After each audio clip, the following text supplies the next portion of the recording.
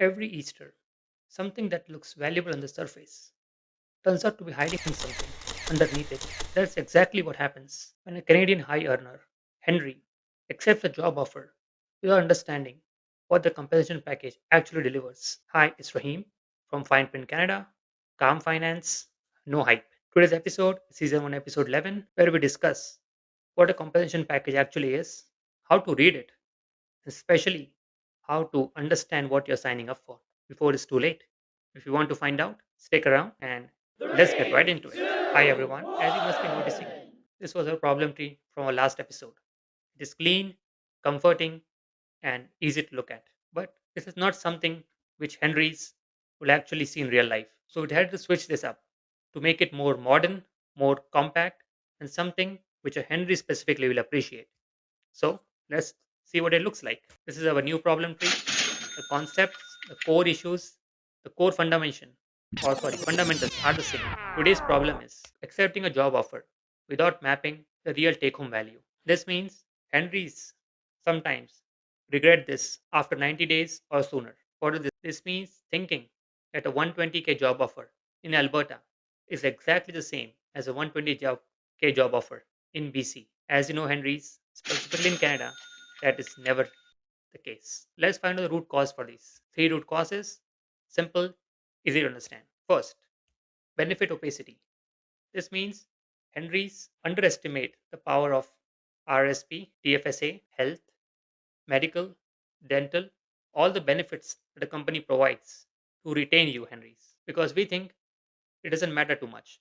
But if you sit down and calculate it, it sometimes costs around 1,000 to 10,000 of dollars every year for understanding what it actually means and you're leaving the money right on the table. Second, relocation cost blindness. This means we calculate our cost just to get to the place. For example, we'll calculate what the airfare is, we calculate the moving truck cost, we calculate how do you move a furniture, everything, right? But we never actually calculate what is it exactly all the costs required to move there. What is the current city inflation rate? That means you might be living maybe okay or all right in Alberta with having a good salary. But if you decide to move to BC, and you know BC is one of the expensive city in Canada, you're not aware or not ready for what is coming for you. Our city has high inflation compared to what you're currently living. Third one, delayed offer analysis. This means we don't analyze the entire package completely with all the factors that we talked about. We just think that's the number the employer has given us, so that's the number we're going to stay. We never actually find out what this number actually means for us. And let's see what happens when we do all the root causes. We come down to the real cost of getting it wrong, the downstream effect of this offer blindness. First, delayed wealth building. So every year that you do this, you don't understand the actual value that you're getting as a job offer. You push your wealth goal from 1 to 3 years on to the future, causing more delay, more frustration, and getting to your life goal or your wealth goal that you want, especially you, Henrys. So much potential and so much to offer. And this causes a high impact, both financially and mentally. Second, tax drag on real earnings. Let me break it down. For example, you're earning 120K in Alberta with the tax rate that they have. Now you decide you got 160K in BC. So you jumped on it, correct? You're understanding that since your tax vector has gone up, your tax rate is also goes up according to the province rate. Correct? As we know, Canada has a progressive tax system. This means the more you earn, the more you pay taxes on, especially if you're a full-time employee. That's why those tax drags will actually bring your actual money down without you understanding or realizing this was not a wise choice. Third, lifestyle inflation trap. This means we calculate the offer that is given us on the gross number, right? For example, they tell you you're going to earn 180K. You're happy, you're excited, right? But that is the gross number, not the net. You're going to be living in net, what actually comes to you, not what is actually shown to you, correct? Your lifestyle will be adjusted according to that. Your bills, your investment strategies, everything is related and built around net, not gross. So if you calculate, or in this case, miscalculate that number, you're actually delaying it and causing you a lot of pain when you get to that place. So let's see the third step or action plan. Three simple checklists to do. I recommend every Henry to run this before you sign anything. Remember, number before emotions. Calculate tax adjusted salary floor. This means you actually understand and calculate what is actually going to cost you tax wise by provinces and by actual numbers. That means counting your net and then taking your value back to gross to understand whether this offer is worth it. Correct?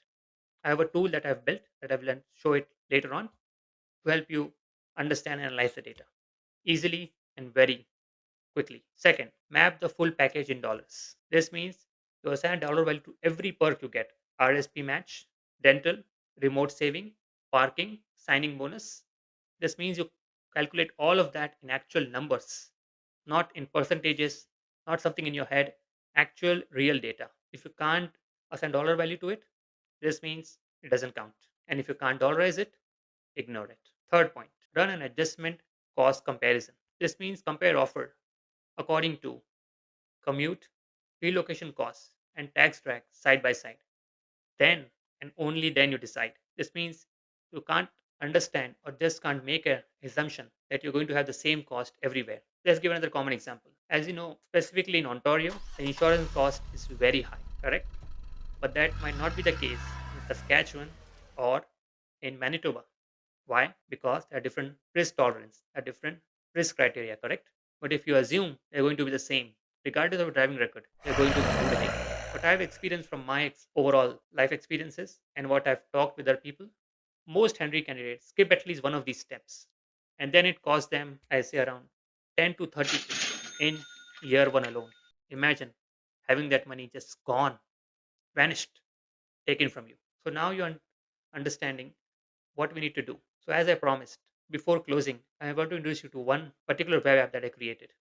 That is called Canadian Offer Analyzer, a simple app that I created with privacy in mind.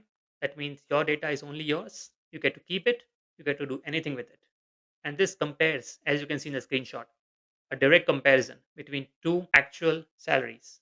So, you put in your numbers, it will give you exactly what it's going to cost you and give you a rough idea. Again, it's not the accurate tool, but it's much better rather than you guessing it. It will show you. Hello, welcome back to the channel. As I promised, I'm going to walk you through the tool I built specifically with privacy in mind. That is called Canadian Offer Analyzer. It's simple as it looks like. You can put your annual salary, you can put your hourly rate, and let's walk an experiment. Let's say you're earning 100,000, right?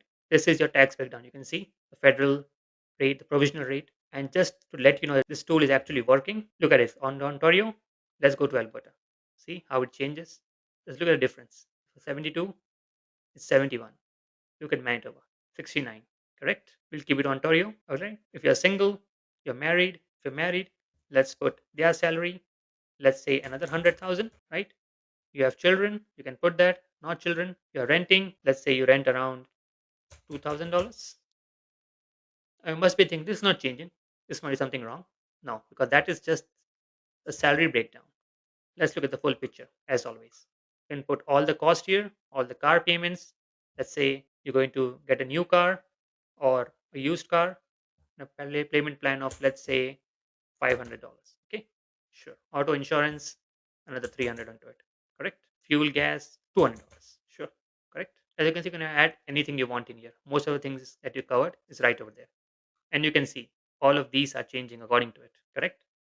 And when you're satisfied, you have put everything here, just click on this small button here and it will tell you reject. And why? Because it's saying the reasoning for it. This does not support your lifestyle, correct? Look at the housing cost ratio, debt service ratio. Look at it. And asking your negotiation salary as well, correct? I am sure most of the Henrys that are watching this video have never seen this playing in real life, right? But now you get to see it, experiment it, and the best part, Henrys, it's all free, all privacy in mind, keeping you as our audience. And then once you are done, you're happy, you're satisfied, you can download your report. And if you want to start over, just click this button, ask you to reset it, and you can start the process all over again. So, Henrys, remember the salary is just not a number, it's a system. And like every system, so I wanted to come back here for our closing. As I was saying, Henry of the world, salary is not just a number or an object, it's a system. And like every system in this channel, we'll look at the root causes to see what is causing it and try to understand and rectify it before it's too late. I hope you enjoyed today's episode. If you like the channel and follow us, very much appreciated. Try the tool. Let us know the feedback about that. And as always, it's Rahim from Fine Print Canada. Calm finance, no hype. See you all again, especially Henry of the World. Happy Easter.